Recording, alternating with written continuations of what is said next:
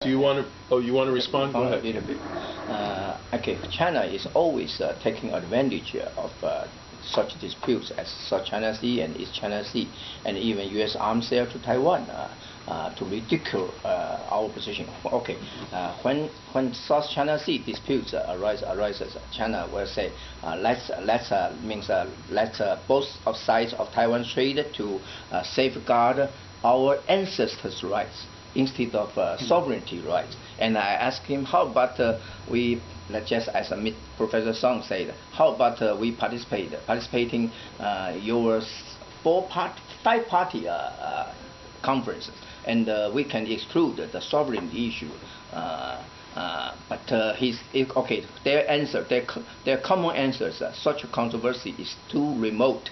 Okay. And when they oppose U.S. arms sale to Taiwan, if they want to ridicule us, why don't you buy arms from us? I say, if we buy arms from you, it will be equivalent to surrender. Okay, Don. Congratulate both of you. Very, very stimulating presentations. Professor Song, in particular, is, I think, one of the most creative thinkers about this problem that I run into at conferences, either here or abroad. We need some creativity on this matter. We really need some creativity. I've just come back from Southeast Asia, and I regret to report that there is a fatalism in Southeast Asia that I really run into. People are saying, this is not going to be solved. We're going to have to live with this for decades. And your remarks kindle in me a little bit of optimism, which I haven't been able to enjoy. A couple of questions. First of all, could you, just as a matter of factual information, identify for us the response in Beijing to the East China Sea Peace Initiative? I think that would be a very important factoid to put on the table. Second, we are talking about two distinct zones, right? The East Sea and the South Sea. But of course, there are connections between them, if only by analogy. And one can even construct a scenario in which there might be some modest movement in one and that could spill over in some way and have beneficial effects with regard to the solution of the other. Okay? And this leads to the question as to what, in your judgment, would be the evaluation as to which of these two imbroglios, if I can call them that, is least intractable, where there is the greater chance, perhaps just marginal, of making significant progress. And if you compare the two, on the one hand, in the north, there are fewer contenders, there are fewer claimants. Other things being equal, maybe that's a better thing. I mean, just getting the four Southeast Asian claimants together, the Philippines, as you know, has just announced an initiative to have a meeting in the Philippines so that they can establish a united front against China. Lots of luck, because the ASEANs themselves are deeply internally divided. So maybe that argues that there's better chance in the north. If you take a look at the disparities are extreme in Southeast Asia between China on the one hand in terms of military might, demographic size, and then the little fish that swim, as it were, in the South China Sea, much smaller. Brunei, give me a break, right? And there is therefore, perhaps given the lesser inequality that exists in the north, a greater chance of some vague form of implicit deterrence actually moving things forward towards some kind of solution. And then finally, I am particularly pleased, Professor Song, because Taiwan for all these years has been taken to be a Xerox machine. I go to meetings in Southeast Asia where people say, why should we even invite Taiwan? We know what their view is, right? It's just exactly China's view. There is no daylight between Taipei and Beijing. And the F in firm is the most interesting. I, R, M are shared by China. I mean, they're banal. But F is flexible. How flexible are you willing to be? For example, take Ituaba. We haven't really raised the question of unilateral action. It's always either bilateral or multilateral. But let's think outside the box. What if Taiwan were to announce that they would like to turn Ituaba, which after all is the biggest island in the Spratlys, therefore a key bit of land feature, we're going to turn it over to the United Nations. We're going to withdraw. And it will be in the charge of the United Nations for the best interests of humankind, et cetera, et cetera, et cetera. Would you do that? Okay, I will answer the last question. When firm is of course, I think it's quite appropriately applied in the East China Sea. with F suggesting flexibility because we don't have any territory or islets there.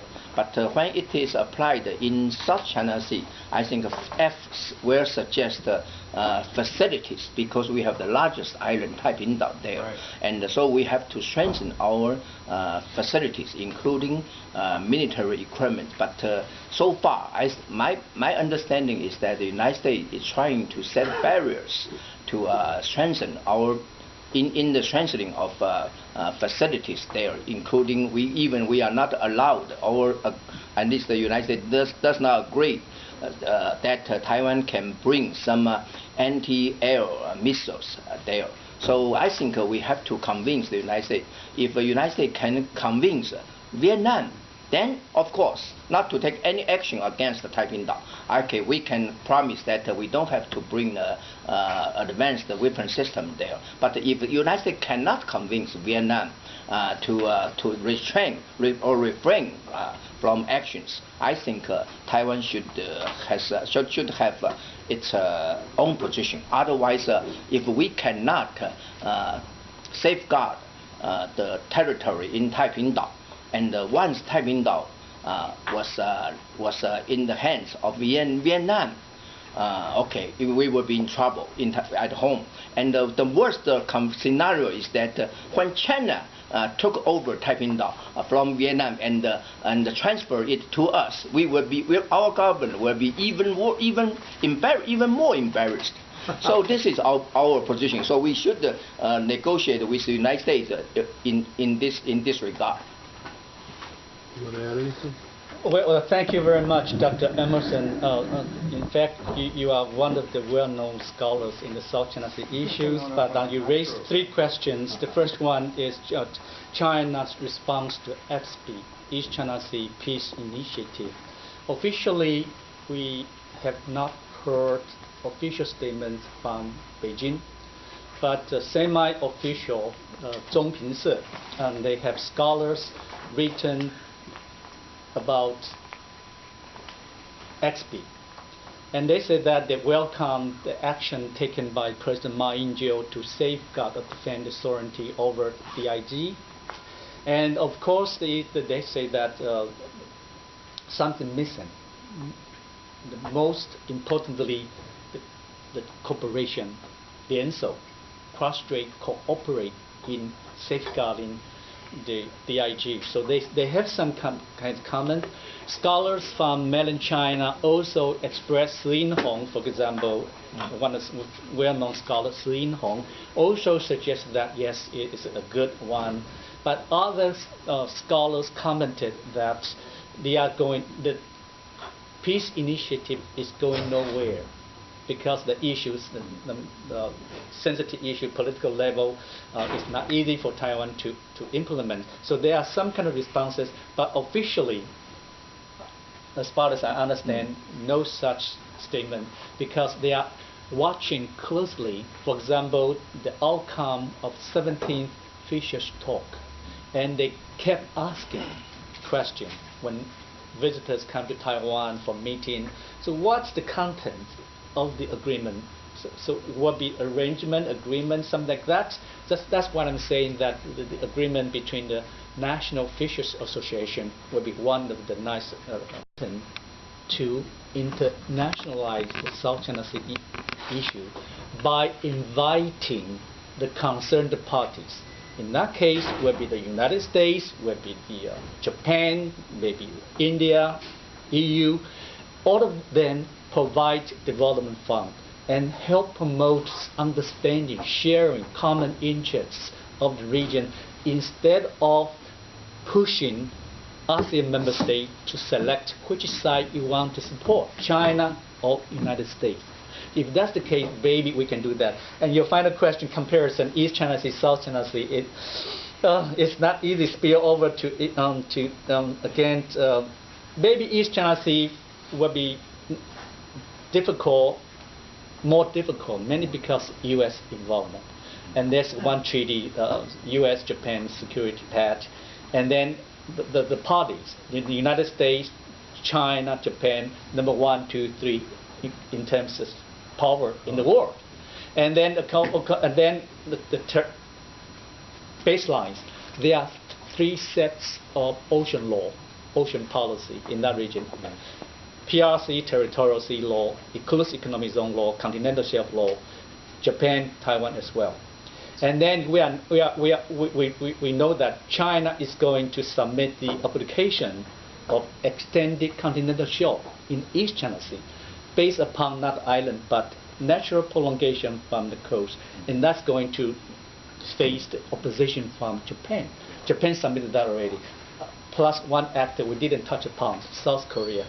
South Korea also want to submit that. So that's my response. Make it even more complex. Okay, I want to take one last question from Admiral Roughhead. I think you know him well. He was head of the U.S. with the treaty. Okay. Anyone else who hasn't asked a question yet?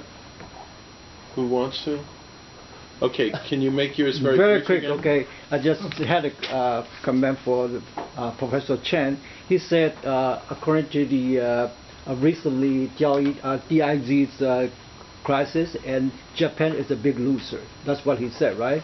But I had a totally different opinion. I think Ma is a big loser, because that's been your view for the last 5 years. Right. Yeah. Ma is my big loser, because this crash, and then Japan called really attention to the United States. Say, now what happened? If something like this had a crash, and United States, we call attention. Okay. Yeah, okay. Yeah, go ahead, Abe. Okay. I was hoping that the gentleman who made these wonderful presentations today might make available some of the slides. Oh yeah. Well, is that okay if we put your slides on the website? Oh, I have the PDF. Okay, you can have this. Yeah, a PDF would be fine. USB file, yeah. From this computer. We'll get them up on our website. There's some good info wants in them, that. you can. Quick response to his question. Yeah, go ahead. Okay. Please. How about if the current president, not President Ma, instead if it is President X from DVP, how will you perceive such a situation? Will you regard Taiwan or President X is a big loser? If he has to do same thing, I think. Okay. Right? Answer that after we're done. Okay. Very good. Any other final comments? All day, everyone. Okay. Go ahead. I just want to respond to Emerald. Thank you very much, and I have the privilege to meet you in Taipei. It's very good to see you, and I want to thank all of you for your questions. Indeed, it's a very good opportunity for me to come back and learn from you, exchange information with you. I want to say thank you very much. Well, this has been a very informative session. Thank you very much. Very well done. Do I get a chance to? Thank you. I'll just keep